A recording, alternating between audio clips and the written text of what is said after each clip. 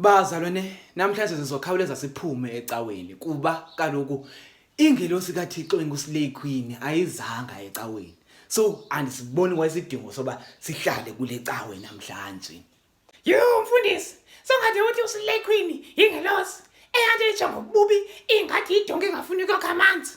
Madlamini ngicela undithethele noMamtolo kuba andinawo tu amazwi engabathetha noMamtolo ke namhlanje. Ngicela undithethele naye sisi. Mamtolo, ngicela uziphathe kakuhle mama.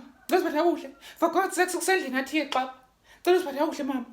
Futhi ke wena Madlamini, ujonga ububi ingathi itruck ngo-1940. Mamtolo, wabale amazwi akho xa uthetha noMadlamini. uMadlamini unikela unogqitha nonke kule cawe. So ndithi wabale amazwi akho ntombazana, wabale xa uthetha naye. Okay.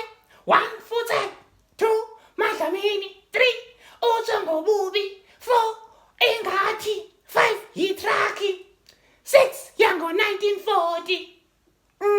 Yo Thixo, kuMamtolo wayeziswe ngubani na kule cawe yam? Kubani wayezise?